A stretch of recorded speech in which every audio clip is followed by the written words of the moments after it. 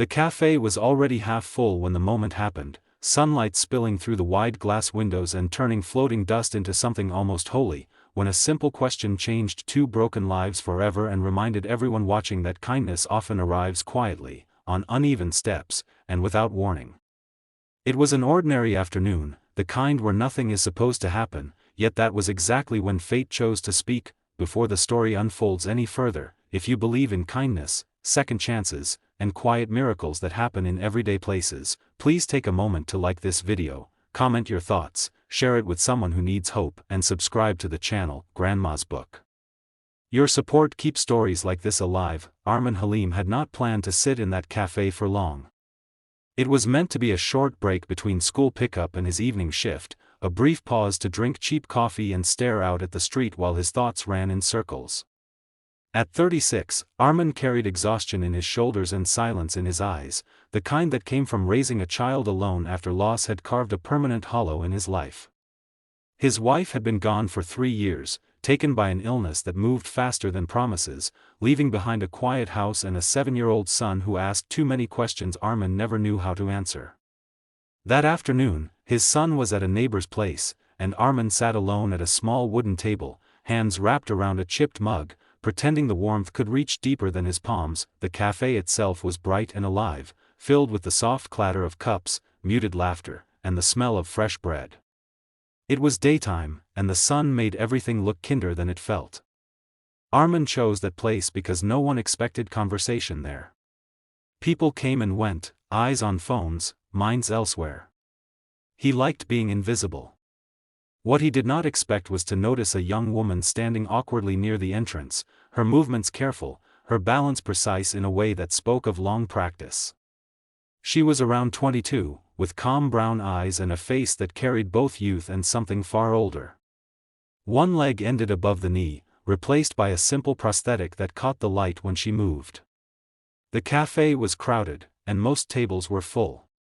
People glanced at her, then quickly looked away, pretending not to notice the space she took or the effort it cost her to stand. Armin noticed because he always noticed those who didn't quite fit.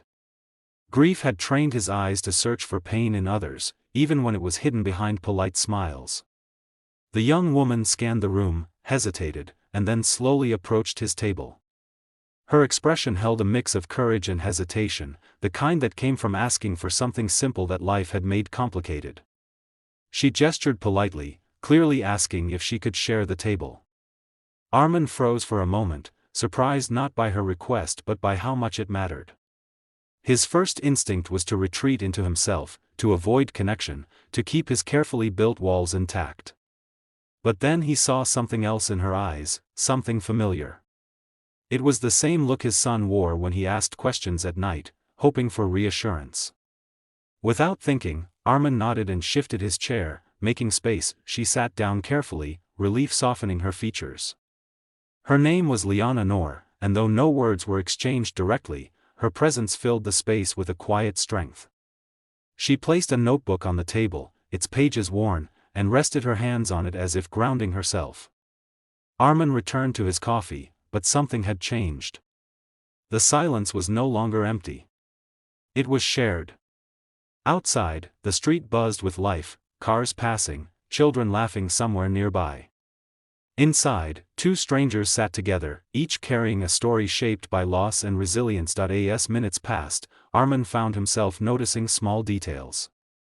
The way Liana's fingers traced the edge of her cup when it arrived, the way she smiled at the server with genuine warmth, the way she seemed completely present despite the stares she must have grown used to.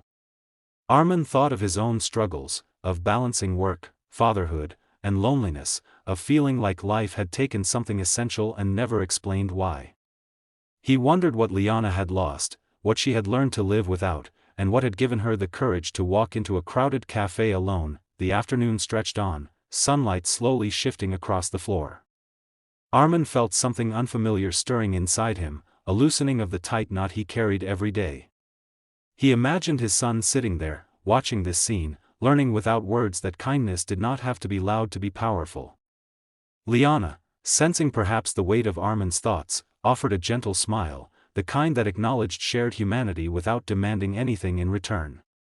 In that moment, Armin realized how rarely he allowed himself to be seen, how grief had shrunk his world to survival alone. When Liana eventually stood to leave, steady and unashamed, she paused briefly, offering a grateful nod that said more than words ever could.